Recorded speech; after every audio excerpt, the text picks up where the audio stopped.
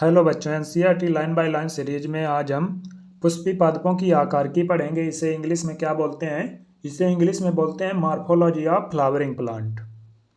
इस चैप्टर में उदाहरण बहुत हैं, इसलिए बच्चों को यह चैप्टर याद करने में काफ़ी दिक्कत आती है। हम आपको कुछ ट्रिकों के माध्यम से इसके उदाहरण याद करा देंगे, जिससे आपको कोई दिक्कत नहीं होगी। यहाँ से लगभग नीट में हर साल 2 से 3 क्वेश्चन बनते हैं और इस चैप्टर के जो चित्र हैं वो बहुत इंपॉर्टेंट हैं। इनसे हर साल लगभग जो चित्र हैं उनसे एक क्वेश्चन तो हर साल नीट में पूछा जाता है, इसलिए इसके जो चित्र हैं उनको भी याद रखिएगा। और एनसीईआरटी पढ़ने में बच्चों को जो कठिन वर्ड हिंदी के मिलते हैं उनको भी हम आसान भाषा में उनका अर्थ बता देंगे आपको। तो चलते हैं, बिना किसी देरी के आज का लेक्चर शुरू करते हैं। लेक्चर शुरू करने से पहले ऊपर एक वैज्ञानिक दिए गए हैं, महिला वैज्ञानिक हैं ये। इनके बारे में भी पढ़ना जरूरी है, क्योंकि अब नीट में यहाँ से भी क्वेश्चन आने लगे हैं। इसलिए आपसे ये उम्मीद है कि आप इसे छोड़ कर ना जाइएगा, क्योंकि अगर आप इसे छोड़ के गए तो आपके क्वेश्चन गलत हो सकते हैं या फिर आप क्वेश्चन छोड़ सकते हैं, क्योंकि पिछले साल का जो पेपर आया था वहाँ से यहाँ से क्वेश्चन उसमें पूछे गए हैं।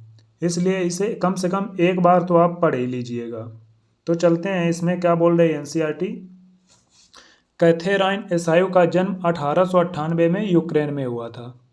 आपने रूस और जर्मनी में कृषि विज्ञान पर अध्ययन किया और संयुक्त राज्य अमेरिका से 1931 में डायरेक्टरेट की उपाधि प्राप्त की थी। आपने अपने प्रारंभिक प्रकाशनों में यह बताया था कि कर्ली टॉप वायरस पौधे में आहार चालन या फ्लोएम ऊतक द्वारा फैलता है। अब यहाँ से क्वेश्चन बन सकता है, आप इसे हाईलाइट कर लीजिए कि जो कर्ली टॉप वायरस होता है ये क्या करता है, पौधे में आहार चालन या फ्लोएम ऊतक द्वारा फैलता है। यहाँ से क्वेश्चन पूछ सकता है, क्योंकि ये एनसीईआरटी में है और एनसीईआरटी पूरी एनटीए पूछता है एनसीईआरटी से क्वेश्चन। आगे क्या बोल रही है एनसीईआरटी। डॉक्टर एसायोव की 1954 में प्रकाशित पादप शरीर प्लांट एनाटॉमी ने एक परिवर्तनात्मक एवं विकासात्मक उपागम को अपनाया, जिससे पादप संरचना के बारे में समझ व्यापक हुई है तथा पूरे विश्व भर में अथाह प्रभाव छोड़ा है, अर्थात सीधे सीधे इस विशेष विज्ञान में पुनः जागरण ला दिया। आगे बढ़ते हैं, आगे क्या बोल रही है एनसीईआरटी। सन 1960 में कैथेराइन एसायोव की एनाटॉमी ऑफ सीड्स प्लांट, जिसे हिंदी में क्या बोलते हैं, बीज पादपों का शरीर, प्रकाशित हुई। इसे वेबस्टर ऑफ प्लांट बायोलॉजी एवं इंसाइक्लोपीडिया विश्वकोश के रूप में संदर्भित किया जाता है। यहाँ से भी क्वेश्चन बन सकता है, इसलिए इसको एक बार देख लीजिएगा। सन 1957 में आपको नेशनल एकेडमी ऑफ साइंसेज के लिए चुना गया और आप इस सम्मान को पाने वाली छठी महिला बनी। मतलब कहने का, इससे पहले 5 महिलाओं को यह पुरस्कार मिल चुका था।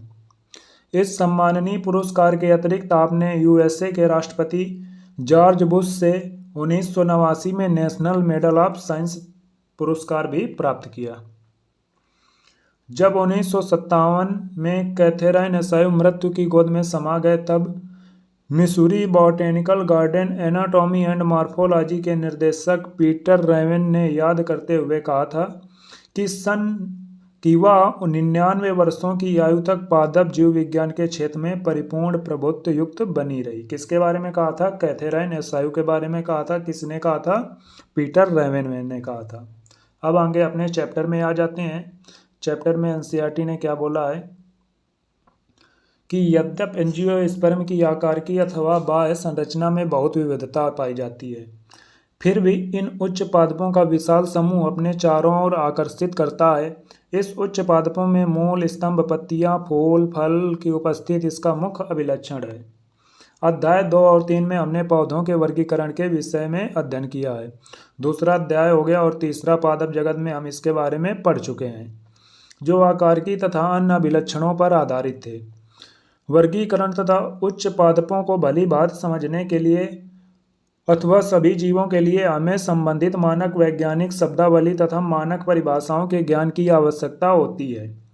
हमें विभिन्न पादपों की विविधता, जो पौधे में पर्यावरण के अनुकूलन का परिणाम है, जैसे विभिन्न आवासों के प्रति अनुकूलन, संरक्षण, चढ़ना तथा संचयन आदि के विषय में भी ज्ञान प्राप्त करने की आवश्यकता होती है। आगे एनसीईआरटी क्या बोल रही है, यदि आप किसी खरपतवार को उखाड़ें तो आप देखेंगे कि उन सभी में मूल, तना तथा पत्तियां होती हैं। उनमें फूल तथा फल भी लगे हो सकते हैं। पुष्पी पादप का भूमिगत भाग मूल तंत्र जबकि ऊपरी भाग प्रौढ़ तंत्र कहलाता है। इसे हाईलाइट कर लीजिए कि जो पुष्पी पादप का भूमिगत भाग होता है उससे क्या बोलते हैं, मूल तंत्र बोलते हैं, और ऊपरी भाग को क्या बोलते हैं, प्रौढ़ तंत्र बोलते हैं। अब एनसीईआरटी रूट के बारे में पढ़ा रही है। मूल के बारे में क्या बोल रही है एनसीईआरटी, अधिकांश द्विबीजपत्री पादपों में मूलांकुर के लंबा होने से प्राथमिक मूल बनती है जो मिट्टी में उगती है। इसमें पार्श्वी मूल भी होती है जिन्हें द्वितीयक तथा तृतीयक मूल कहते हैं। जो द्विबीजपत्री पादप होते हैं उनमें क्या होता है, जो इनका मूलांकुर भाग होता है, मूलांकुर क्या होता है, रेडिकल भाग होता है, उससे एक लंबी मूल निकलती है जिसे क्या बोलते हैं, प्राथमिक मूल बोलते हैं। उसके बाद इनमें अनेक शाखाएं निकलती हैं जिन्हें द्वितीयक या तृतीयक मूल कहा जाता है। प्राथमिक मूल तथा इनकी शाखाएं मिलकर क्या बनाती है, मूसला मूल तंत्र बनाती हैं। ये इंपॉर्टेंट है, हाईलाइट कर लीजिए कि प्राथमिक मूल तथा इनकी शाखाओं का क्या मतलब है कि द्वितीयक तथा तृतीयक मूल ये मिलकर क्या बनाती है, मूसला मूल तंत्र बनाती हैं। इसे इंग्लिश में क्या बोलते हैं, tap root system. Tap root को क्या बोलते हैं, मूसला मूल बोलते हैं। इसका उदाहरण क्या है, सरसों का पौधा। आप सरसों के पौधे को कभी उखाड़ कर देखिएगा तो उसमें एक लंबी मूल होती है और उसके आसपास बहुत सी द्वितीयक तथा तृतीयक मूल पाई जाती हैं। एक बीजपत्री पौधे में प्राथमिक मूल अल्पायु होती है और इसके स्थान पर अनेक मूल निकल जाती हैं। जो एक बीजपत्री मोनोकॉट प्लांट होते हैं उनमें जो प्राथमिक मूल होती है वो कैसी होती है, अल्पायु होती है। यहाँ से भी क्वेश्चन पूछा गया है इनडायरेक्ट तरीके से, इसलिए याद कर लेना कि मोनोकॉट में जो प्राथमिक मूल होती है कैसी होती है, अल्पायु होती है। अल्पायु क्या क्या मतलब होता है कि वो थोड़े समय जीवित रहती है उसके बाद वो समाप्त हो जाती है। इसके स्थान पर अनेक मूल निकल जाती हैं। ये मूल तने के आधार से निकलती हैं। कहाँ से निकलती हैं, तने के आधार से निकलती हैं। और इस सिस्टम को क्या बोलते हैं, इस सिस्टम को बोलते हैं जकड़ा मूल तंत्र। जकड़ा मूल तंत्र को इंग्लिश में क्या बोलते हैं, फाइब्रस रूट सिस्टम बोलते हैं। इसका उदाहरण क्या है, गेहूं का पौधा। आपने कभी गेहूं के पौधे को उखाड़ा हो तो आप देखेंगे कि उन पर नीचे अनेक पतली पतली जड़ें होती हैं जिससे क्या बोलते हैं, जकड़ा मूल तंत्र बोलते हैं, जकड़ा मूल बोला जाता है। कुछ पौधे जैसे कि घास तथा बरगद में मूल मूलांकुर के बजाय पौधे के अन्य भाग से निकलती है, इन्हें अपस्थानिक मूल कहते हैं। इंपॉर्टेंट है, हाईलाइट कर लीजिए। पूछेगा कि अपस्थानिक मूल क्या होती है, जो मूलांकुर के अलावा और किसी भाग से निकले उन्हें क्या बोलते हैं, अपस्थानिक मूल कहते हैं। मूल तंत्र का संबंध कार्य मिट्टी से, जो मूल तंत्र होता है उसके प्रमुख कार्य क्या क्या होते हैं। इसके प्रमुख कार्य हैं मिट्टी से पानी तथा खनिज लवणों का अवशोषण, इसके कार्य भी आते हैं इसलिए इनके कार्य भी याद रखिएगा। पौधों को मिट्टी में जकड़ कर रखना दूसरा कार्य हो गया। तीसरा कार्य क्या है, खाद्य पदार्थों का संचय करना तथा पादप नियामकों का संश्लेषण करना। पादप नियामक क्या होते हैं, जो पादपों की ग्रोथ करवाते हैं उनको पादप नियामक बोला जाता है। मुख्य रूप से कौन से पादप नियामक का संश्लेषण करता है, साइटोकाइनिन एक प्रकार का पादप नियामक होता है जिनका ये संचय करती हैं। अब मूल के क्षेत्र के बारे में पढ़ा रही है एनसीईआरटी। इसके बारे में क्या बोल रही है, मूल का शीर्ष अंगुली नुमा जैसे मूल गोप से ढका रहता है। मूल के शीर्ष पर एक अंगुली नुमा संरचना पाई जाती है जिसे क्या बोलते हैं, मूल रूप बोलते हैं। इसका कार्य क्या होता है मूल गोप का, यह कोमल शीर्ष की तब रक्षा करता है जब मूल मिट्टी में अपना रास्ता बना रही होती है। ये मूल गोप के कार्य का याद रखिएगा कि मूल गोप का कार्य क्या होता है। यह मूल जो कोमल शीर्ष होता है निचला भाग, उसकी कब रक्षा करता है, जब वह मिट्टी में अपना रास्ता बना रही होती है। अब इस चित्र में इसको देखेंगे, पहले एनसीईआरटी रीडिंग कर लेते हैं। मूल गोप से कुछ मिलीमीटर ऊपर मेरिस्टेमिक क्रियाओं का क्षेत्र होता है। इस क्षेत्र की कोशिकाएं बहुत छोटी पतली भित्ति वाली होती हैं तथा उनमें सघन प्रोटोप्लाज्म पाया जाता है। यह याद रखिएगा, कैसा प्रोटोप्लाज्म पाया जाता है, सघन डेंस प्रोटोप्लाज्म पाया जाता है। अत्यधिक मात्रा में प्रोटोप्लाज्म पाया जाता है। उनमें बार बार विभाजन होता है तथा उस क्षेत्र में समीप स्थित कोशिकाएं शीघ्रता से लंबाई में बढ़ती हैं और ये देखिए चित्र लेकर आए हैं आपके लिए, अभी इसको चित्र को देखते हैं आगे, थोड़ा पहले एनसीईआरटी रीडिंग कर लेते हैं। को लंबाई में बढ़ाती हैं, इस क्षेत्र को दीर्घीकरण क्षेत्र कहते हैं। उसके जस्ट ऊपर क्या होता है, दीर्घीकरण क्षेत्र होता है। दीर्घीकरण क्षेत्र की कोशिकाओं में विविधता तथा परिपक्वता आती है, इसलिए दीर्घीकरण के समीप स्थित क्षेत्र को परिपक्व क्षेत्र कहते हैं। इस क्षेत्र में बहुत पतली तथा कोमल धागे की तरह संरचना निकलती है जिन्हें मूल रोम कहते हैं। ये इंपॉर्टेंट है, पूछेगा नीट में क्वेश्चन कि जो मूल रोम होते हैं कौन से भाग से निकलते हैं। जो अपने मूल रोम होते हैं वो कहाँ से निकलते हैं, परिपक्व क्षेत्र में स्थित होते हैं, परिपक्व क्षेत्र से निकलते हैं। और कैसे होते हैं, कोमल धागे नुमा संरचना होती है। इसके कार्य भी पूछेगा, कार्य क्या होता है, मूल रोम मिट्टी से पानी तथा खनिज लवणों का अवशोषण करते हैं। क्या करते हैं, मूल रोम मिट्टी से पानी तथा खनिज लवणों का अवशोषण करते हैं। अब चित्र को देखते हैं, ये देखिए पहले ये वाला चित्र देख लेते हैं जो एनसीईआरटी में दिया गया है। इसमें ये देखिए सबसे नीचे, जो सबसे नीचे क्या पाया जा रहा है, मिट्टी में की गहराई में सबसे नीचे क्या पाया जाता है, ये मूल गोप पाया जाता है। इसी का कार्य क्या होता है कि जो कोमल भाग होते हैं जड़ की, उनकी रक्षा करता है। कब रक्षा करता है, जब ये जड़ जो होती है ये जमीन में अंदर की तरफ अपना रास्ता बनाती है। उसके ऊपर क्या होता है, मूल गोप के ऊपर ये देखिए मेरिस्टेमिक क्रिया का सक्रियता का क्षेत्र पाया जा रहा है। यहाँ पर क्या होता है, यहाँ पर कोशिकाओं का विभाजन होता है। इसके ऊपर जैसे जैसे हम ऊपर की ओर बढ़ेंगे तो इसके ऊपर क्या पाया जाता है, दीर्घीकरण क्षेत्र। दीर्घीकरण क्षेत्र में क्या होता है, कोशिकाओं की लंबाई तथा दीर्घीकरण होता है। जब कोशिकाएं विभाजित हो जाती हैं तो आ जाता है क्या, परिपक्वन क्षेत्र। ये ऊपर वाला है क्या, परिपक्वन क्षेत्र। इसी पर क्या पाए जा रहे हैं, ये देखिए पतली संरचना पाई जा रही है, ये क्या है, ये है मूल रोम। अब ऊपर जो चित्र हैं उनको देख लेते हैं। ये देखिए ये आपके लिए चित्र अलग से लेकर आए हैं। इसमें ये टैप रूट है, मूसला मूल तंत्र है। ये देखिए ये कॉमन एक्सिस से निकल रही है लंबी, और इसके बाद ये जो इसकी ये द्वितीयक तथा तृतीयक मूल है। ये कौन सी है, द्वितीयक तथा तृतीयक मूल है। ये देखिए ये चित्र है, इसमें ये देखिए पहला का है, ये टैप रूट का है। इसमें क्या होता है कि ये जो होता है ये लंबा होकर नीचे बढ़ता है और इस पर क्या, ये सहायक जड़ें पाई जाती हैं। इसके बाद ये दूसरा है फाइब्रस रूट सिस्टम, जो किस में पाया जाता है, मुख्यतः मोनोकॉट प्लांट में पाया जाता है।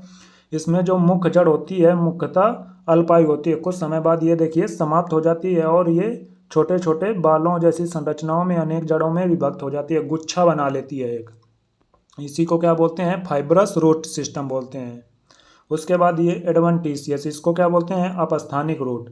इसमें क्या होता है, इसमें जो मूलांकुर होता है उसके अलावा और कहीं से जड़ का निर्माण होता है तो उसे क्या बोलते हैं, उसे अपस्थानिक मूल बोलते हैं। इसका एग्जाम्पल है, ये देखिए ये अपस्थानिक मूल के एनसीईआरटी में जो एग्जाम्पल दिया गया है ये है। ये कौन सा है, अपस्थानिक मूल है। ये कहाँ से निकल रही है, ये मूलांकुर के अलावा और कहीं से निकल रही है। मूसला मूल तंत्र के एग्जाम्पल कौन सा है, ये है। उसके बाद तंतुक मूल जो फाइब्रस रूट होती है उसका उदाहरण ये है। घास और मोनोकॉट, मुख्यतः ये घास के उसमें दिखाया गया है, मुख्यतः मोनोकॉट में होता है। उसके बाद ये चित्र भी देख लेते हैं, इसमें सब भाग दिखाए गए हैं पौधे के, कौन कौन से भाग होते हैं। नीचे से शुरू करते हैं। नीचे सबसे पहले क्या होता है, सबसे पहले प्राथमिक मूल होती है और द्वितीयक मूल होती है। ये दोनों मिलकर क्या बना रही हैं, मूल तंत्र रूट सिस्टम बना रही हैं। उसके बाद ये पत्तियां हो गई, पत्तियों में, पत्तियों के जहाँ पर शुरू होता है वहाँ पर क्या पाई जाती है, एक कलिका पाई जाती है। ऊपर ये प्रोतंत्र हो गया, ऊपर के भाग को क्या बोलते हैं, पूरे को प्रोतंत्र बोलते हैं। तना हो गया, तना के बाद ये फल हो गए और ये पुष्प हो गया। इस तरह इसको देख सकते हैं। ये नोड और इंटरनोड है, पोरियां इन्हें बोलते हैं। हिंदी में क्या बोलते हैं, नोड और इंटरनोड को पोरियां बोलते हैं। आगे बढ़ते हैं, आगे एनसीईआरटी क्या बोल रही है ये आप चित्र देख लीजिएगा एक बार। अब आगे एनसीईआरटी तना के बारे में पढ़ा रही है। स्टेम के बारे में एनसीईआरटी ने क्या बोला है, हिस्सा कौन से अभिलक्षण है जो तने तथा मूल में विभेद स्थापित कर सकते हैं। आप मूल तथा तने में विभेद स्थापित कर सकते हैं, बताइए। हम आपको तना तथा जड़ में कुछ अंतर बता देते हैं। जो जड़ होती है पादप का अवरोही भाग होता है, मतलब नीचे वाला भाग होता है, और तना कैसा होता है, पादप का आरोही भाग होता है। तने पर मुख्य रूप से गांठ, पोरियां तथा कलिकाएं प्रेजेंट होती हैं। गांठ और पोरियों को क्या बोलते हैं, नोड तथा इंटरनोड बोलते हैं। ये कहाँ पर पाई जाती हैं, तना पर प्रेजेंट होती हैं, लेकिन जो जड़ होती है वहाँ पर गांठ और पोरिया जो होती हैं वो अब्सेंट होती है। उसके अलावा क्या होता है, जड़ क्या होती है, ऋणात्मक प्रकाशानुवर्तन होता है इस पर। प्रकाशानुवर्ती का मतलब क्या होता है कि प्रकाश की दिशा के विपरीत जाती हैं, जबकि जो हमारा तना होता है वो प्रकाश की दिशा की ओर जाता है, इसलिए कैसा होता है, धनात्मक प्रकाशानुवर्तन होता है। और जड़ नीचे की तरफ जाती है तो गुरुत्वाकर्षण बल कहाँ लगता है, नीचे की ओर, इसलिए धनात्मक गुरुत्वानुवर्ती जड़ होती है। लेकिन अपना जो तना होता है कहाँ जाता है, ऊपर की ओर जाता है, इसलिए कैसा होता है, तना क्या होता है, ऋणात्मक गुरुत्वानुवर्ती होता है। आगे बढ़ते हैं, आगे क्या बोल रही है एनसीईआरटी। तना अक्ष की ऊपरी भाग है जिस पर शाखाएं, पत्तियां, फूल तथा फल होते हैं। यह अंकुरित बीजों के भ्रूण के प्रांकुर से विकसित होता है। अब ये इंपॉर्टेंट है कि तना का निर्माण कहाँ से होता है, तना का निर्माण होता है अंकुरित हो रहे बीज में पाया जाता है क्या, प्रांकुर, उससे इसका निर्माण होता है। प्रांकुर को क्या बोलते हैं, प्रेम्यूल बोलते हैं इंग्लिश में। तने पर गांठ तथा पोरियां होती हैं, ये देख लीजिए, तने पर क्या पाई जाती हैं, गांठ तथा पोरियां पाई जाती हैं, जबकि जो अपनी जड़ होती है वहां पर मुख्यतः गांठ तथा पोरियां अब्सेंट होती हैं। इन्हीं को क्या बोलते हैं, नोड तथा इंटरनोड। तने के उस क्षेत्र में जहां पर पत्तियां निकलती हैं गांठ कहते हैं। ये गांठें अंतस्थ अथवा कक्षीय हो सकती हैं।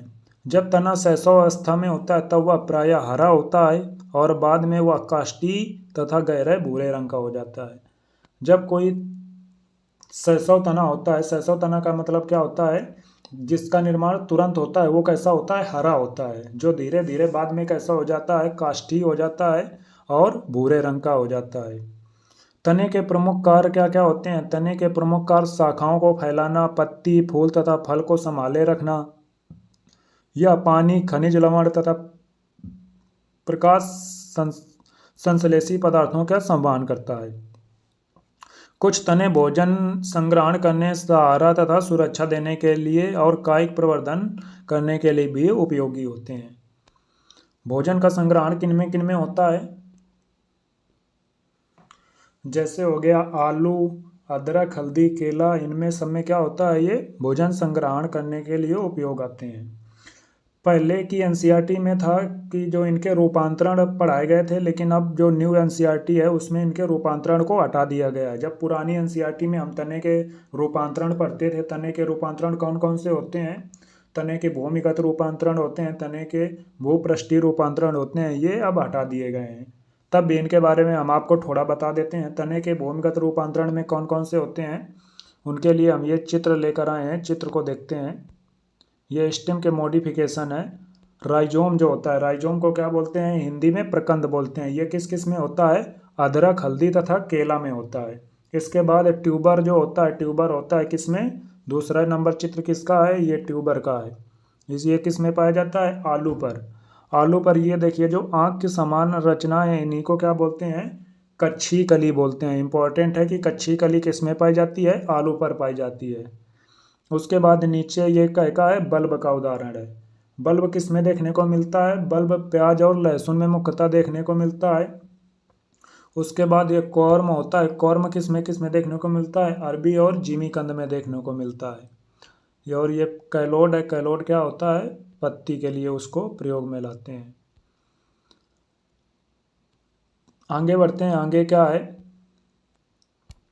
आगे एनसीईआरटी ने बोला है कुछ तने भोजन संग्रहण करने, सहारा तथा सुरक्षा देने में तथा कायिक प्रवर्धन करने में सहारा देते हैं। उसके बाद एनसीईआरटी ने किसके बारे में पढ़ाया है, पत्ती के बारे में पढ़ाया है। पत्ती के बारे में एनसीईआरटी क्या बोल रही है, पत्ती पार्श्वीय चपटी संरचना होती है जो तने पर लगी रहती है। यह गांठ पर होती है और इनमें कक्ष में कली होती है। कच्छी कली बाद में शाखा में विकसित हो जाती है। पत्तियां पुरों के शीर्षस्थ में रिस्टेम से निकलती हैं। ये पत्तियां अग्राभिसारी रूप से लगी रहती हैं। अग्राभिसारी रूप से क्या मतलब है, सबसे पहले जो पत्ती होती है, जो सबसे पुरानी पत्ती है वो लास्ट में लगती है और जो नई पत्ती वो आगे भाग में रखती है। इसे ही क्या बोलते हैं, अग्राभिसारी क्रम बोलते हैं। जो न्यू बनेगी वो कहाँ पर लगेगी, टॉप में लगेगी, मतलब अग्रभाग में लगेगी। ये पौधे के बहुत ही महत्वपूर्ण कायिक अंग है क्योंकि ये भोजन का निर्माण करते हैं। एक प्रारूपी पत्ती के 3 भाग होते हैं, पर्णाधार, पर्णवृंत तथा स्तरिका। पत्ती के 3 भाग कौन कौन से हैं? पहला हो गया पर्णाधार, जिसे क्या इंग्लिश में बोलते हैं, इसे बोलते हैं लीफ बेस। उसके बाद पर्णवृंत, जिसके द्वारा पत्ती का जो स्तरिका है जुड़ा होता है उसे पर्णवृंत बोलते हैं। और तीसरा क्या हो गया? स्तरिका। इसको चित्र में देखते हैं, ये देखिए ये चित्र दिया गया है। स्तरिका क्या होता है? जो आगे वाला भाग होता है उसको क्या बोलते हैं? उसको बोलते हैं स्तरिका। और ये जहाँ पर जुड़ी होती है, तना से जुड़ी होती है, उसे क्या बोलते हैं? उसे बोलते हैं पर्णाकार। ये देखिए पर्णाकार नहीं है, पर्णाधार है, इसे सही कर लीजिएगा। पर्णाकार की जगह क्या कर लीजिएगा? पर्णाधार कर लीजिएगा। पर्णाधार क्या करता है? पर्णाधार जो होता है लीफ बेस, इसके द्वारा पत्ती तने या शाखा से जुड़ी रहती है। उसके बाद ये क्या हो गया? ये हो गया पर्णवृंत। इसे क्या बोलते हैं? इंग्लिश में इसे बोला जाता है पिटियोल। ये क्या करता है? यह स्तरिका को हवा में उड़ने तथा प्रकाश मिलने में सहायक होता है। या और इसका क्या काम होता है? यह जो पत्ती होती है उसके पर्णाधार तथा स्तरिका को आपस में जोड़ता है। इसके बाद इनके कक्ष में एक ये पाई जा रही है कच्छी कलिका, जिसे क्या बोलते हैं? अणुपर्ण बोलते हैं। इसे इंग्लिश में क्या बोलते हैं? इसे इंग्लिश में बोलते हैं स्टिप्यूल बोलते हैं। ये क्या होती है?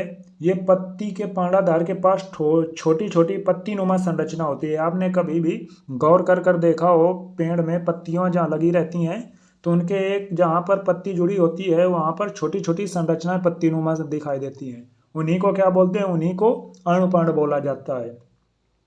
जो बेर का पौधा होता है, बेर के पौधे में जो कांटे लगे होते हैं वो बता दें आपको किसका रूपांतरण होते हैं? इन्हीं अणुपर्ण का रूपांतरण होते हैं।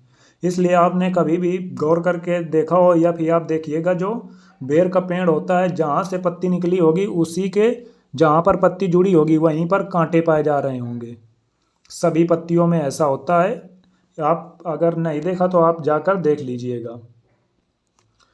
आगे बढ़ते हैं। आगे एनसीईआरटी ने क्या बोला है? आगे एनसीईआरटी ने बोला है, और इसके आधार पर दो, ये चित्र देख चुके हैं, ये हम अलग से लेकर आए थे आपके लिए कि आप अच्छे से इसको समझ सकें। आगे एनसीईआरटी क्या बोल रही है? पार्श्व छोटी पत्तियां निकल सकती हैं जिन्हें क्या बोलते हैं? अणुपर्ण कहते हैं। एक बीजपत्री में पर्णाधार चादर की तरह फैलकर तने को पूरा अथवा आंशिक रूप से ढक लेता है।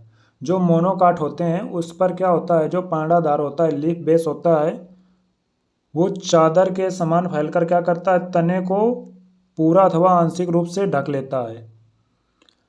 इसके अलावा जैसे कि इसका उदाहरण क्या हो जाएगा? आपने कभी गेहूं के पौधे को देखा है? उस पर जो उसका अंतिम भाग होता है जिसे क्या बोलते हैं? पर्णाधार बोलते हैं, वो तने को पूरा ढके हुए होता है। आप कभी गौर कर कर देखिएगा गेहूं के पौधे को कि जो उसकी पत्ती का जहाँ पर पत्ती जुड़ी होती है तने से, वो जो जहाँ से जुड़ी होती है वो चादर के समान फैलकर पूरे तने को आंशिक या पूर्ण रूप से ढक लेती है। कुछ लेग्यूम तथा कुछ अन्य पौधों में पर्णाधार फूल जाता है। ऐसे पर्णाधार को क्या बोलते हैं? पर्णवृंत तल्प या पलवाइनस कहते हैं। यहाँ से नीट में क्वेश्चन आया है, इसे हाईलाइट कर लीजिए कि जो कुछ लेग्यूम पादप होते हैं उनमें क्या होता है? जो पर्णाधार होता है अपना, वो क्या होता है? फूल जाता है। और इससे जब ये फूल जाता है तो इसे दूसरा नाम दे दिया जाता है, जिसे क्या कहते हैं? जिसे बोलते हैं पलवाइनस या पर्णवृंत तल्प बोलते हैं। इसका इंग्लिश नाम भी याद रखिएगा, ये भी इम्पोर्टेंट है। पर्णवृंत पत्ती को इस तरह सजाता है जिससे कि इससे अधिकतम सूर्य का प्रकाश मिल सके। जिससे स्तरिका जुड़ी होती है, किससे जुड़ी होती है? जो पर्णाधार से जुड़ी होती है उसे क्या बोलते हैं? पर्णवृंत। पर्णवृंत का काम क्या होता है? ये पत्ती को इस प्रकार सेट करता है जिससे जो पत्ती को अधिकतम प्रकाश मिल सके, जिससे वो अधिक मात्रा में अपना भोजन बना सके। लंबा पतला लचीला पर्णवृंत स्तरिका को हवा में हिलाता रहता है ताकि ताजी हवा पत्ती को मिलती रहे। स्तरिका पत्ती का हरा तथा फैला हुआ भाग होता है, जिससे हम सामान्यतः पत्ती बोल देते हैं। जो हरा भाग होता है चौड़ा, उसी को क्या बोलते हैं? स्तरिका बोलते हैं। इंग्लिश में इसे क्या बोलते हैं? लीफ लैमिला बोला जाता है। इस पर क्या पाए जाते हैं? इस पर सिरियाएं और सिरिकाएं पाई जाती हैं। इनके बीच में एक सुस्पष्ट सिरा होती है जिसे मध्य सिरा कहते हैं। इनका बीच में एक मोटा सिरा पाया जाता है जिसे क्या बोलते हैं, मध्य सिरा कहते हैं। सिराएं पत्ती को दृढ़ता प्रदान करती हैं और पानी, खनिज तथा भोजन के स्थानांतरण के लिए नलिकाओं की तरह कार्य करती हैं। ये हमारे जैसे हमारे शरीर में क्या पाई जाती हैं, वेन पाई जाती हैं, नलिकाएं, धमनियां तथा सिराएं पाई जाती हैं। सेम वही कार्य जो इन पर पाई जा रही हैं, सिरा तथा सिरकाएं, वही कार्य उनका भी होता है। क्या काम करती हैं, पानी, खनिज तथा भोजन को स्थानांतरण करती हैं। किस माध्यम में, नलिकाओं की तरह फैलकर पूरे पत्ती में क्या करती हैं, सब जगह खनिज पदार्थों का संचरण करवाती हैं। विभिन्न पौधों में इस तारिका की आकृति, उनके सिरे, चोटी, सतह तथा कटाव की विभिन्नता होती है। इसके बाद एनसीईआरटी ने बोला है सिरा विन्यास। पत्ती पर सिरा तथा सिरकाओं के विन्यास को क्या बोला जाता है, सिरा विन्यास बोला जाता है। इसे हाईलाइट कीजिए, पूछेगा कि सिरा विन्यास क्या कहते हैं, किसे कहते हैं। पत्ती पर जो सिरा पाए जाते हैं, सिरा तथा सिरकाएं पाई जाती हैं, वो किस रूप से, किस प्रकार प्रेजेंट है, उसी को क्या बोलते हैं, सिरा विन्यास बोलते हैं। जब सिरकाएं इस तारिका पर एक जाल सा बनाती हैं तो उसे जालिका सिरा विन्यास कहते हैं। यह मुख्यतः किस पर पाया जाता है, डाइकॉट द्विबीजपत्री पादपों में पाया जाता है। जब सिरकाएं जो समांतर क्रम में लगी होती हैं तो उसे क्या बोलते हैं, समांतर सिरा विन्यास कहते हैं। यह मुख्यतः किस में पाया जाता है, यह मुख्यतः एक बीजपत्री मोनोकाट प्लांट में पाया जाता है। इसका चित्र देखते हैं। चित्र इसका देखिए, यह दिया गया है। इस पर चित्र में क्या देखते हैं कि ये देखिए, ये वाला ये जो है, ये हो गया मुख्य अक्ष। इसके बाद इस पर ये पाए जा रहे हैं, इस पर ये जालिका नुमा संरचना पाई जा रहा है, इसलिए इसे क्या बोलते हैं, जालिका सिरा विन्यास बोलते हैं। इसी प्रकार ये किसका चित्र हो गया, ये डाइकॉट प्लांट का चित्र हो गया। डाइकॉट प्लांट की पत्ती हो गई और इस पर ये मुख्य सिरा है, इसके समांतर ये सिरकाएं लंबवत या कह सकते हैं समांतर क्रम में पाई जाती हैं। और ये किस में पाई जाती है, मुख्यतः एक बीजपत्री पादपों में पाई जाती हैं। इसके लिए आपको अगर देखना हो तो आप गेहूं की पत्ती कभी देखे हो तो उस पर लंबी लंबी सिरकाएं पाई जाती हैं, या फिर आप कभी अमरूद की पत्ती देखा हो तो उस पर कैसी पाई जाती हैं, जालिकावत सिरा विन्यास पाया जाता है। आगे बढ़ते हैं। आगे एनसीईआरटी ने क्या बोला है,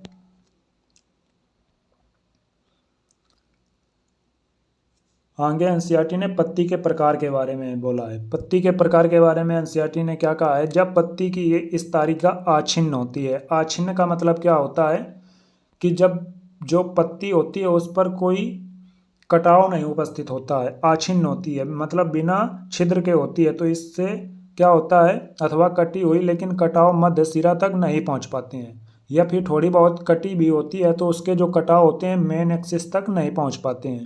तो इस प्रकार की पत्ती को क्या बोलते हैं, सरल पत्ती बोलते हैं। जब इस तारिका के कटाव मध्य सिरा तक पहुंच जाते हैं और बहुत पत्रकों में टूट जाते हैं तो ऐसी पत्ती को संयुक्त पत्ती बोलते हैं। सरल तथा संयुक्त पत्तियां दोनों में पर्णवृंत के कक्ष पर कली पाई जाती है। इंपॉर्टेंट है, हाईलाइट कर लीजिए। चाहे सरल पत्ती हो चाहे संयुक्त पत्ती हो, दोनों के ही क्या होता है, दोनों पर कक्ष कली पाई जाती, कक्ष में कली पाई जाती है। लेकिन संयुक्त पत्ती के पत्रकों के कक्ष पर कली एब्सेंट होती है। इंपॉर्टेंट है, यहाँ से भी नीट में क्वेश्चन पूछा गया है। लेकिन जो संयुक्त पत्ती होती है उस पर क्या होते हैं, पत्रकों के कक्ष में क्या होती है, कली अनुपस्थित होती है। इसके लिए आप क्या देख सकते हैं, कभी आपने देखा है वो नीम का पौधा, नीम की पत्ती देखी है। नीम की पत्ती में जो पत्तियां होती हैं, पूरी एक जो लंबी लंबी पत्ती होती है जिस पर अनेक पत्रक लगे होते हैं, वो एक पत्ती होती है। और जो उस पर छोटी छोटी पत्ती नुमा संरचना होती हैं उनको क्या बोलते हैं, पत्रक बोलते हैं। उस पर कभी भी उनके कक्ष पर क्या होता है, कली एब्सेंट होती है, कक्ष पर कली नहीं पाई जाती है। संयुक्त पत्तियों को दो प्रकार की होती हैं। जो संयुक्त पत्तियां होती है कितने प्रकार की होती हैं, दो प्रकार की होती हैं। पहला हो गई पिच्छाकार संयुक्त पत्ती। इस पर क्या होता है, इस पर बहुत से पत्रक एक ही अक्ष पर जो मध्य सिरा के रूप में होती है पर स्थित होते हैं। इसका उदाहरण क्या हो गया, नीम। दूसरा क्या होता है, हस्ताकार संयुक्त पत्ती। इसमें क्या होता है, हस्ताकार संयुक्त पत्ती में पत्रक एक ही बिंदु अथवा पर्णवृंत की चोटी पर जुड़ा होता है। उदाहरण सिल्क कॉटन का वृक्ष। इसके उदाहरण याद रखिएगा कि जो हस्ताकार संयुक्त पत्ती होती है किसमें देखने को मिलती है? हस्ताकार संयुक्त पत्ती मिलती है सिल्क कॉटन में देखने को, और जो पिच्छाकार संयुक्त पत्ती है किसमें देखने को मिलती है? नीम में देखने को मिलती है। ये चित्र आप देख लीजिए। चित्र में क्या बोला गया है कि चित्र में ये देखिए, ये क्या हो गया? ये कॉमन एक्सिस हो गया। इस पर ये जो ये पत्ती ये लगे हैं, इन्हें क्या बोलते हैं? इन्हें पत्रक बोलते हैं। और एनसीईआरटी ने ये बोला है कि इनके जो अक्ष पर होता है यहाँ पर जो कली एब्सेंट होती है, जबकि सरल पत्ती के अक्ष पर क्या होता है? कली प्रेजेंट होती है। ये सिल्क कॉटन का चित्र हो गया। इस पर एक कॉमन एक्सिस से अनेक सारे पत्रक निकलते हुए दिखाई दे रहे हैं। इन्हें ये जो एक एक अलग निकलते हैं इन्हें पत्रक बोलते हैं, पत्ती नहीं बोलते हैं, पत्रक होते हैं ये। और ये पूरी क्या होती है? ये पूरी एक पत्ती है। इसी प्रकार नीम में ये पूरी एक पत्ती है, ना कि ये केवल एक पत्ती होती है। इसे पूरे एक को एक पत्ती बोला जाता है। आगे एनसीईआरटी ने क्या बोला है? पर्णविन्यास। पर्णविन्यास क्या होता है? तने अथवा शाखा पर पत्तियों के विन्यस्त रहने के क्रम को पर्णविन्यास कहते हैं। मतलब जो तना या शाखा होती है उस पर पत्ती किस प्रकार लगी है उसी को क्या बोला जाता है? पर्णविन्यास बोला जाता है। यह प्रायः 3 प्रकार का होता है: एकांतर, सम्मुख तथा चक्करदार। एकांतर को क्या बोलते हैं? इंग्लिश में बोलते हैं अल्टरनेट। सम्मुख को क्या बोलते हैं? अपोजिट। और जो चक्करदार होता है उसको क्या बोलते हैं? मुख्यतः चक्करदार ही याद रखिए उसको। एकांतर प्रकार के पर्णविन्यास में एक अकेली पत्ती प्रत्येक गांठ पर एकांतर रूप से लगी रहती है। इस पर क्या होता है? मान लीजिए ये कोई क्या हो गया? तना या शाखा हो गई। इस पर क्या होता है? एकांतर में एक पत्ती पहले ऐसे निकल रही है तो दूसरी पत्ती दूसरे गांठ से इस प्रकार निकलेगी, एकांतर रूप में निकलती है। इसी को क्या बोलते हैं? एकांतर पर्णविन्यास बोलते हैं। चित्र अभी देखेंगे। चित्र में दिखाया गया है, ये देखिए गुड़हल का दिया गया है। आगे पहले पढ़ लेते हैं थोड़ा। उदाहरण इसका क्या होता है? गुड़हल, सरसों तथा सूरजमुखी। इसका एग्जाम्पल याद रखिएगा कि एकांतर पर्णविन्यास किस में पाया जाता है? गुड़हल, सरसों तथा सूरजमुखी में देखने को मिलता है। या फिर इसकी ट्रिक आप याद करना चाहें तो इसकी ट्रिक क्या हो जाएगी? MSC। ट्रिक क्या हो जाएगी? MSC। MSC में क्या होता है? अल्टरनेट देखने को मिलता है। M से क्या हो जाएगा? मस्टर्ड। S से क्या हो जाएगा? सनफ्लावर। और C से क्या हो जाएगा? China rose. MSC में किस प्रकार की देखने को मिलती है? अल्टरनेट देखने को मिलती है। इसके बाद सम्मुख प्रकार के पर्णविन्यास में क्या होता है? सम्मुख प्रकार के पर्णविन्यास में प्रत्येक गांठ पर एक जोड़ी पत्ती निकलती है और एक दूसरे के सम्मुख होती है। मान लीजिए, इसको हम कैसे समझाएं? मान लीजिए आप, ये कोई तना है, इसे क्या बोलते हैं? मान लीजिए तना या शाखा है, तो इस पर जो एक गांठ, मान लीजिए बीच बीच में ये गांठें प्रेजेंट हैं। ये क्या है? नोड प्रेजेंट है। तो इनसे प्रत्येक और क्या निकलती है? 2 पत्तियां। एक ही नोड से 2 पत्तियां निकलती हैं। इसी को क्या बोला जाता है? अपोजिट शिराविन्यास बोला जाता है। इसका उदाहरण क्या है? अमरूद और कैलोट्रोपिस, जिसे क्या बोलते हैं? आँख। आपको बता दें, जो आँख को सामान्यतः गांव की भाषा में क्या बोलते हैं? जो गांव से बच्चे होंगे उनको पता होगा, अकौड़ा। अकौड़ा सुना है आपने कभी? अकौड़ा को ही क्या बोलते हैं? कैलोट्रोपिस या आँख बोला जाता है। आप कभी अकौड़ा या अमरूद की पत्ती देखना, उसमें क्या होता है? ये देखिए पत्ती है, अमरूद की पत्ती है। इस पर देखिए ये दोनों पत्तियां एक दूसरे के अपोजिट एक ही एक्सिस से निकल रही हैं। इसी को क्या बोल देते हैं? सम्मुख। मतलब आमने सामने 2 पत्ती निकल रही है, सम्मुख शिराविन्यास बोल दिया जाता है। सम्मुख पर्णविन्यास कहते हैं। आगे बढ़ते हैं। आगे क्या आता है? इसके उदाहरण याद रखिएगा, कैलोट्रोपिस जिसे आँख बोलते हैं और अमरूद। यदि एक ही गांठ पर 2 से अधिक पत्तियां निकली हों और वे उसके चारों ओर एक चक्कर सा बनाती हों तो उसे क्या बोलते हैं? चक्करदार पर्णविन्यास बोलते हैं। इसका एग्जाम्पल क्या हो गया? एस्टोनिया।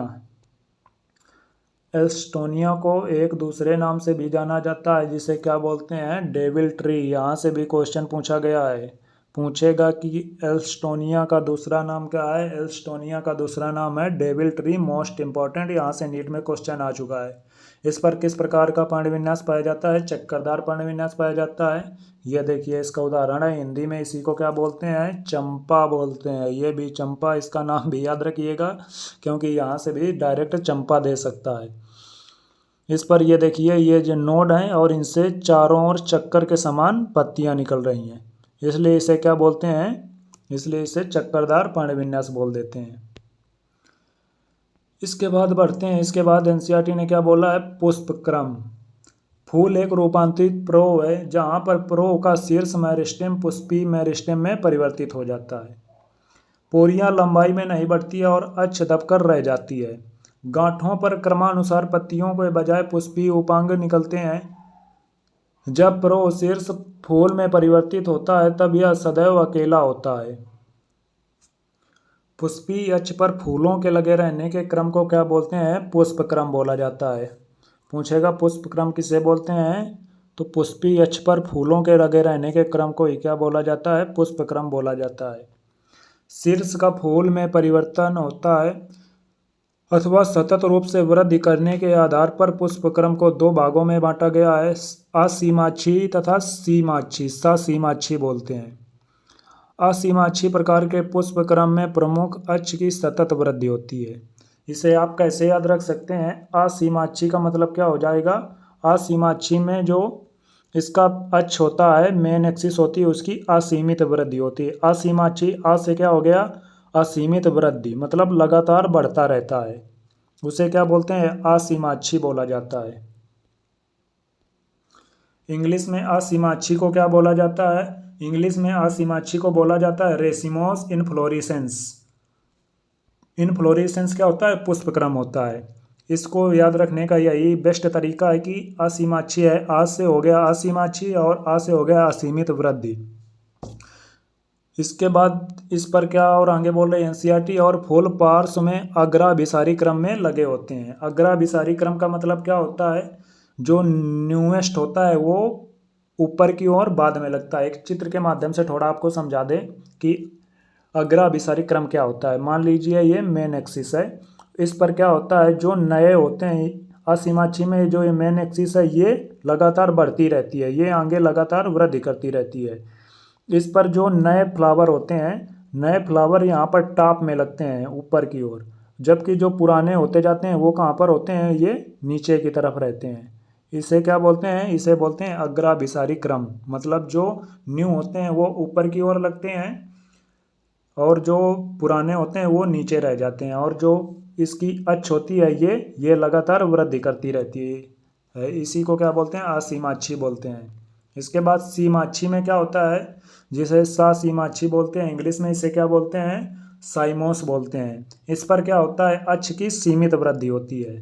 सा से क्या हो जाएगा? सीमित वृद्धि। इस प्रकार आप इसे याद कर सकते हैं। इसके बारे में एनसीईआरटी ने क्या बोला है? ससीमाक्षी पुष्पक्रम में प्रमुख अक्ष पर के शीर्ष पर फूल लगता है, इसलिए इसकी सीमित वृद्धि होती है। फूल तलाभिसारी क्रम में लगे रहते हैं, जैसा कि चित्र में दिखाया गया है। चित्र इसका देखते हैं।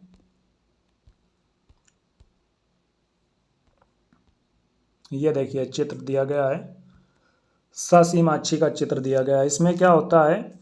इस पर ये मेन एक्सिस के सबसे पहले कहाँ पर फूल लगता है? जो ये मेन एक्सिस की टॉप पोजीशन होती है, सबसे पहले फ्लावर यहीं पर लग जाता है। यहाँ पर फ्लावर लग जाएगा तो क्या होगा? जो ये एक्सिस है मेन एक्सिस, ये अब आगे वृद्धि नहीं कर पाएगी, और जो नए फूल होते हैं वो कहाँ पर लगते हैं? इसके नीचे लगते हैं। इसे क्या बोलते हैं? इस अवस्था को बोलते हैं तलाभिसारी कंडीशन।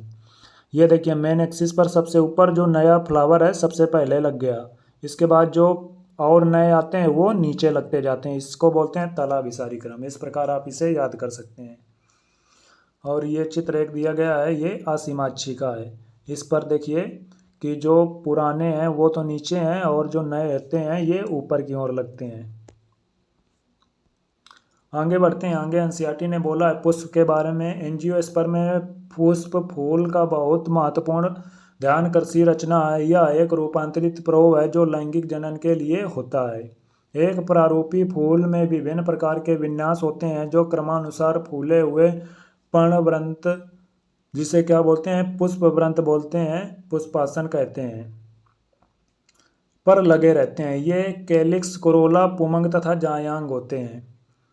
कैलिक्स तथा कोरोला सहायक अंग है, जबकि पुमंग तथा जायांग लैंगिक अंग है। इंपॉर्टेंट है, हाईलाइट कर लीजिए कि जो कैलिक्स और कोरोला होते हैं वो कैसे होते हैं, सहायक अंग होते हैं, जबकि पुमंग तथा जायांग कैसे होते हैं, पुमंग तथा जायांग लैंगिक अंग होते हैं।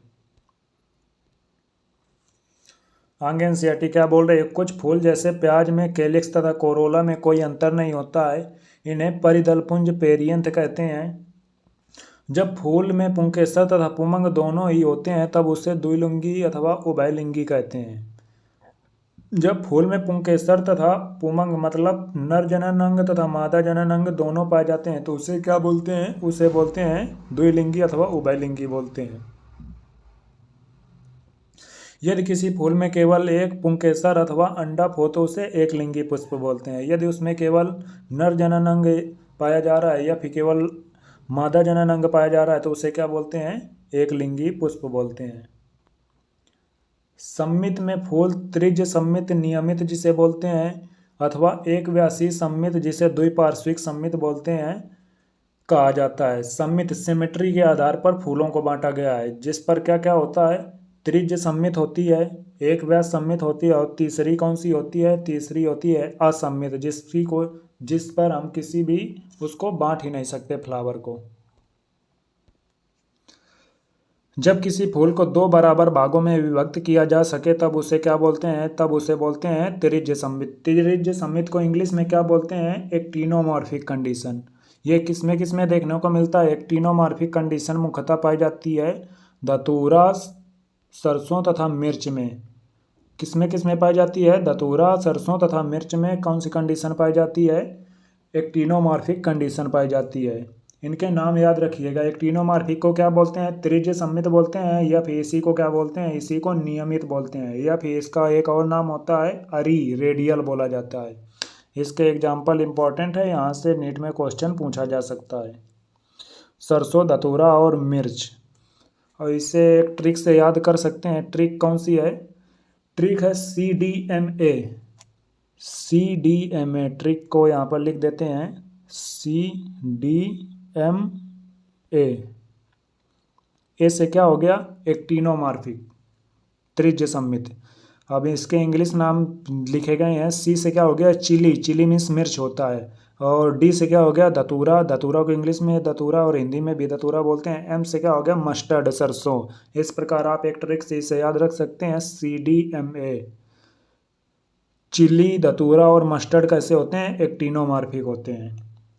लेकिन जब फूल को केवल एक विशेष ऊर्ध्वाधर समतल से दो बराबर भागों में विभक्त किया जा सके तो उसे क्या बोलते हैं, एक व्यास सम्मित बोलते हैं। एक व्यास सम्मित में क्या होता है, जब उसे केवल एक अक्ष से विभाजित करें, दो बराबर भागों में बांटा जा सके तो उसे एक व्यास सम्मित बोलते हैं। इसी को क्या बोलते हैं, इसका दूसरा नाम भी याद रखने का, इसे बोलते हैं द्विपार्श्विक सम्मिति, बाइलेटरल बोलते हैं। और एक व्यास सम्मित को इंग्लिश में क्या बोला जाता है, जाइगोमॉर्फिक बोला जाता है। इसके उदाहरण कौन कौन से हैं, इसके उदाहरण हैं ये मटर, गुलमोहर, सेम तथा केसिया। क्या क्या है, मटर, गुलमोहर, सेम तथा केसिया। इसको आप किस प्रकार याद रख सकते हैं, इसको एक ट्रिक से याद रख सकते हैं। कौन सी ट्रिक है, काश गुलमोहर बेन पढ़ने जाती। काश से क्या हो गया, केसिया, गुलमोहर से क्या हो गया, गुलमोहर हो गया, बेन, बेन से क्या हो गया, बीन, बीन मीन्स क्या होता है, बीन मीन्स सेम होता है। और पढ़ने का मतलब हो गया पी, पी मीन्स हो गया मटर, और जाति का मतलब जाइगोमॉर्फिक। तो क्या हो गया, काश गुलमोहर बेन पढ़ने जाती, ये कैसे होते हैं, जाइगोमॉर्फिक होते हैं। जब कोई भी फूल बीच से किसी भी ऊर्ध्वाधर समतल से दो भागों में ना बांटा जा सके तो उसे क्या बोलते हैं, असम्मित बोलते हैं अथवा अनियमित बोलते हैं। इसका एग्जाम्पल क्या हो गया, इसका एग्जाम्पल याद रखिएगा, केना। केना कैसा होता है, एसिमेट्रिकल होता है। इसके बाद एनसीईआरटी ने बोला एक पुष्प तृतीय, चतुष्टयी, पंचतयी हो सकता है यदि उनमें उनके उपांगों की संख्या 3, 4 अथवा 5 के गुणक में हो सकती है। जिस पुष्प में सहपत्र होते हैं, पुष्प वृंत के आधार पर छोटी छोटी पत्तियां सहपत्र क्या होते हैं, उन्हें सहपत्री कहते हैं। सहपत्र क्या होते हैं, जिस प्रकार वहां पर पाई जा रही थी पत्तियों के, जहां पर पत्ती निकल रही थी वहां पर क्या पाई जा रही थी, छोटी छोटी पत्ती नुमा संरचना पाई जा रही थी, उन्हें क्या बोल रहे थे, अनुपर्ण बोल रहे थे। ठीक उसी प्रकार क्या होता है, जहां से फूल निकलता है वहां पर क्या पाई जाती हैं, छोटी छोटी पत्ती नुमा संरचनाएं पाई जाती हैं, जिसे क्या बोलते हैं, सहपत्र बोलते हैं। इंग्लिश में इसे क्या बोलते हैं, ब्रैक्ट बोला जाता है। जिस पर ये प्रेजेंट होते हैं उन्हें सहपत्री पुष्प बोलते हैं, और जिस पर ये एब्सेंट होते हैं उसे क्या बोलते हैं, सहपत्रहीन पुष्प बोलते हैं। पुष्प वृंत पर कैलिक्स, कोरोला, पुमंग तथा अंडाशय के सापेक्ष स्थिति के आधार पर पुष्प को अधोजायंग, इंग्लिश में क्या बोलते हैं, हाइपोगाइनस, इनके इंग्लिश नेम याद रखिएगा, कभी कभी इंग्लिश नेम ही दे देता है। परिजायंगता को क्या बोलते हैं, पेरीगाइनस, तथा अधिजायंगता को क्या बोलते हैं, एपीगाइनस बोलते हैं। अधोजायंगता में क्या होता है, हाइपोगाइनस में क्या होता है, जायांग जो होता है सर्वोच्च स्थान पर उपस्थित होता है, और अन अंग क्या होते हैं, नीचे स्थित होते हैं। ऐसे फूलों में अंडाशय ऊर्ध्ववर्ती होता है। अंडाशय ऊर्ध्ववर्ती का मतलब क्या होता है, अंडाशय उच्च पोजीशन पर, टॉप पोजीशन पर प्रेजेंट होता है। इनके सामान्य उदाहरण क्या हैं, सरसों, गुड़हल तथा बैगन। एग्जाम्पल याद रखिएगा क्योंकि एग्जाम्पल पूछता है। क्या क्या है, अधोजायंगता के उदाहरण क्या हैं, सरसों, गुड़हल तथा बैगन, ये इसके उदाहरण है, याद रखिएगा। इम्पॉर्टेंट है उदाहरण क्योंकि यहाँ से नीट में क्वेश्चन पूछा गया है, और इसके चित्र भी बहुत इंपॉर्टेंट है। अभी चित्र को देखेंगे, चित्र भी प्रीवियस ईयर में क्वेश्चन चित्रों से बन गया था। इसको ट्रिक के, अगर आप ट्रिक से याद रख सकते हैं तो आप ट्रिक एक आपके लिए बता देते हैं। इसकी ट्रिक होती है एमसीबी, घरों में जो एमसीबी लगी होती है, ट्रिक लिख देते हैं यहाँ पर, एमसीबी। एमसीबी को तब ऑन करते हैं तो ऊपर की ओर उठाते हैं, तो एमसीबी में क्या होता है, जो अंडाशय होता है ऊपर स्थित होता है, इसलिए इसकी ट्रिक क्या बन गई, एमसीबी। एम से क्या हो गया, मस्टर्ड, सी से क्या हो गया, चाइना रोज जिसे गुड़हल बोलते हैं, और बी से क्या हो गया, ब्रिंजल, बैगन। इस प्रकार आप इसकी ट्रिक याद कर सकते हैं। आप अपने उसमें लिख सकते हैं, एमसीबी से क्या हो गया, एम से हो गया मस्टर्ड, मस्टर्ड में क्या होता है, सरसों। सी से चाइना रोज, चाइना रोज का मतलब क्या होता है, गुड़हल, और बी से ब्रिंजल। या आपको डायरेक्ट याद हो जाए तो आप डायरेक्ट याद कर लीजिएगा, ट्रिक के उस पर ना रहिएगा, या फिर आप कोई अन्य ट्रिक बना सकते हैं तो आप अन्य ट्रिक बना लीजिएगा। इसके बाद आता है परिजायंगता। परिजायंगता को क्या बोलते हैं, पेरीगाइनस, में अंडाशय मध्य में होता है और अन्य भाग पुष्पासन के किनारे पर स्थित होते हैं तथा ये लगभग समान ऊंचाई पर होते हैं। पेरीगाइनस कंडीशन में क्या होता है, अंडाशय तथा उसके जो सहायक अंग होते हैं वो लगभग समान स्थित पर, समान ऊंचाई पर स्थित होते हैं। इसमें अंडाशय आधा अधोवर्ती होता है। इसके सामान्य उदाहरण कौन से हैं, प्लम, गुलाब तथा आडू। इसके उदाहरण याद रखिएगा कौन कौन से हैं, प्लम, गुलाब और आडू। आडू को इंग्लिश में क्या बोलते हैं, आडू को इंग्लिश में पीच बोला जाता है। तो अगर इसका आप उदाहरण ट्रिक याद रखना चाहे तो कैसे कर सकते हैं, इसका ट्रिक हो जाएगा पी स्क्वायर आर। इसे समानता इस प्रकार आप याद रख सकते हैं। पी से क्या हो गया, प्लम, और जो आडू होता है उसे पीच बोलते हैं इंग्लिश में, तो पीच, और आर से रोज, गुलाब। तो पी स्क्वायर आर किसके हो गए, पेरीगाइनस कंडीशन हो गई। इसके बाद लास्ट आता है जिसे क्या बोलते हैं, एपीगाइनस, अधिजायंगता, में पुष्पासन के किनारे ऊपर की ओर वृद्धि करके तथा वे अंडाशय को पूरी तरह घेर लेते हैं और इससे संलग्न हो जाते हैं। फूल के अन्य भाग अंडाशय के ऊपर उगते हैं, इसलिए अंडाशय अधोवर्ती होता है। इसके उदाहरण क्या है, सूरजमुखी के अरपुष्पक, अमरूद तथा घिया। इंपॉर्टेंट है, उदाहरण से बहुत क्वेश्चन पूछा गया, इसलिए आप किसी भी उदाहरण को अच्छे से याद कर लीजिएगा। सभी उदाहरण, सूरजमुखी के अरपुष्पक, अमरूद तथा घिया में कैसी कंडीशन पाई जाती है, एपीगाइनस कंडीशन पाई जाती है। आगे बढ़ते हैं। आगे ये देखिए चित्र दिया गया है, यहाँ से नीट में क्वेश्चन बन चुका है, इसलिए चित्र को आप अच्छे से देखिएगा। कहाँ से नीट में क्वेश्चन आया था? नीट में क्वेश्चन इन दोनों से आया था। ये चित्र दे दिया था और बोला था ये कौन सी कंडीशन है। बहुत से बच्चे कन्फ्यूज हो गए थे कि ये कौन सी कंडीशन है। ये कौन सी कंडीशन है? पेरीगाइनस कंडीशन है। ये दोनों चित्र कौन से हैं? पेरीगाइनस कंडीशन के हैं। और ये कैसा हो गया? ये किसका हो गया? अधोजायंगता इपिगाइनस का हो गया। ये हो गया पहला अधोजायंगता का, और ये लास्ट वाला किसका हो गया? अधिजायंगता का। इस प्रकार ये चित्र हैं, इनको देख लीजिएगा। इसके बाद पुष्प के भाग। पुष्प के भाग, प्रत्येक पुष्प पर 4 चक्र होते हैं। कौन कौन से चक्र होते हैं? कैलिक्स, कोरोला, पुमंग तथा जायांग। कैलिक्स क्या होता है? कैलिक्स पुष्प का सबसे बाहरी चक्र होता है और इसकी इकाई को बाह्यदल कहते हैं। कैलिक्स की इकाई को क्या बोलते हैं? बाह्यदल। इंग्लिश में इसे को बोला जाता है, इंग्लिश में इसे बोला जाता है सेपल। प्रायः बाह्यदल हरी पत्तियों की तरह होता है और कली की अवस्था में फूल की रक्षा करते हैं। कैलिक्स संयुक्त बाह्यदली जड़ जुड़े हुए बाह्यदल अथवा पृथक दली मुक्त बाह्यदली होते हैं। जुड़े हुए बाह्यदली का क्या मतलब होता है? Fused sepal. इसके एग्जाम्पल क्या होते हैं? इसके एग्जाम्पल होते हैं काटन, धतूरा और बैगन। एनसीईआरटी में दिया नहीं गया, लेकिन आप एक बार इनके उदाहरण भी याद रखिएगा कि जो फ्यूज्ड सेपल होता है, जुड़े हुए बाह्यदल किस में पाए जाते हैं? काटन, धतूरा और बैगन में पाए जाते हैं। वहीं पर मुक्त बाह्यदलीय अवस्था किस पर पाई जाती है? सरसों तथा मूली पर पाई जाती है। इसके बाद कोरोला। कोरोला को क्या बोलते हैं? दल या पंखुड़ी का बना होता है। कोरोला की यूनिट क्या होती है? कोरोला की यूनिट पेटल होती है, जिसे पंखुड़ी या दल कहते हैं। दल प्रायः चमकीले रंगदार होते हैं। ये परागकण के लिए कीटों को अपनी ओर आकर्षित करते हैं। और कैलिक्स की तरह कोरोला भी संयुक्त दली अथवा पृथक दली हो सकता है। संयुक्त दली में कौन आता है? संयुक्त दली में आता है तंबाकू और धतूरा। धतूरा का फूल आपने कभी देखा है? उसको देखिएगा तो उस पर जो पेटल होता है, दल होता है, वो पूरा फ्यूज्ड होता है, मतलब पूरा पेटल एक ही राउंड शेप में उपस्थित होता है।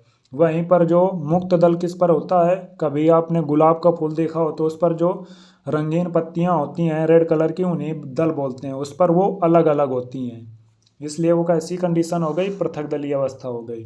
और मटर की पत्तियां भी ऐसे ही होती हैं।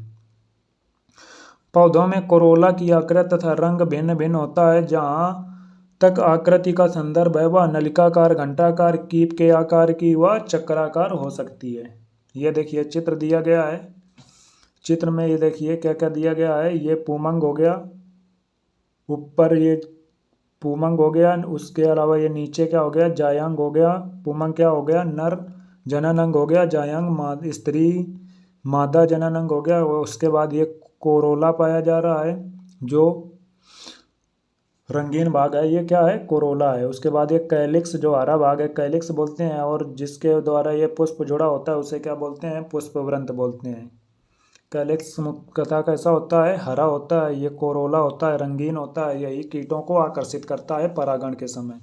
ये पूमंग हो गए और ये जायांग हो गया। ये चित्र भी ध्यान रखिएगा। आगे बढ़ते हैं। पुष्पदल विन्यास। पुष्पकली में उसी चक्र की अन्य इकाइयों के सापेक्ष बाह्यदल अथवा दल के लगे रहने के क्रम को क्या बोलते हैं? पुष्पदल विन्यास बोलते हैं। पुष्पदल विन्यास के प्रमुख प्रकार क्या क्या हैं? कोर स्पर्शी, विवर्तित, कोर छादी तथा वैगजलरी।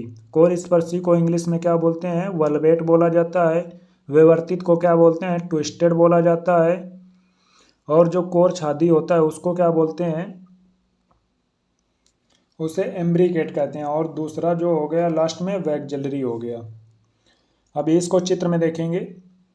इसके बाद आगे बढ़ते हैं। जब चक्र में बाह्य दल अथवा दल एक दूसरे के किनारे को केवल स्पर्श करते हैं तो उसे कोर स्पर्शी बोलते हैं। इसका एग्जाम्पल क्या हो गया? कैलोट्रॉपिस हो गया। कैलोट्रॉपिस में कौन सी कंडीशन पाई जाती है? कैलोट्रॉपिस में कोर स्पर्शी कंडीशन पाई जाती है। ये एग्जाम्पल याद रखिएगा। इसी को क्या बोलते हैं? आंक बोला जाता है, या सामान्य गांव की भाषा में इसी को आंकौड़ा बोलते हैं।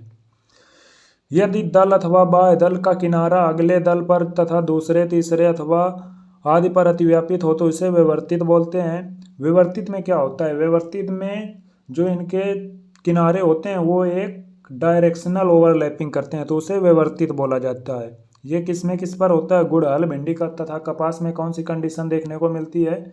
गुड़हल तथा भिंडी तथा और कपास में कौन कौन सी कंडीशन होती है? विवर्तित कंडीशन होती है। यदि बाह्य दल अथवा दल दूसरे पर अतिव्यापित हों, उसकी कोई विशेष दिशा ना हो, तब उसे क्या बोलते हैं? कोर छादी बोला जाता है। मतलब जो उनके किनारे हैं वो एक दूसरे पर ओवरलैप कर रहे हों, लेकिन क्या कभी कभी दोनों अंदर हों या फिर दोनों बाहर हों, तो उसे मतलब उसकी नॉन डायरेक्शनल अवस्था होती है। तो इसको क्या बोलते हैं? कोर छादी बोलते हैं। यह किस में देखने को मिलता है? यह देखने को मिलता है केसिया और गुलमोहर में। किसमें देखने को मिलता है? केसिया और गुलमोहर में देखने को मिलता है। मटर और सेम में 5 दल होते हैं। इनमें से सबसे बड़ा मानक होता है 2 पार्श्वी को क्या बोलते हैं? पंख बोला जाता है। और ये 2 सबसे छोटे अग्रदलों कूटक में अतिव्यापित होता है। इस प्रकार के पुष्पदल विन्यास को क्या बोला जाता है? वैक्जेलरी अथवा पैपिलियोनियसिस कहते हैं। इसका ये देखिए चित्र दिया गया है। इस पर देखिए जो इनके किनारे प्रेजेंट, जो ये किनारे हैं इनके आपस में केवल किनारे टच हो रहे हैं, इसे क्या बोलते हैं? इसे बोलते हैं कोर स्पर्शी। कोर स्पर्शी में क्या होता है कि इसके जो ये बाह्यतम किनारे हैं केवल स्पर्श कर रहे हैं, छू रहे हैं, तो इसे कोर स्पर्शी बोलते हैं। किस पर होता है? कैलोट्रोपिस में होता है।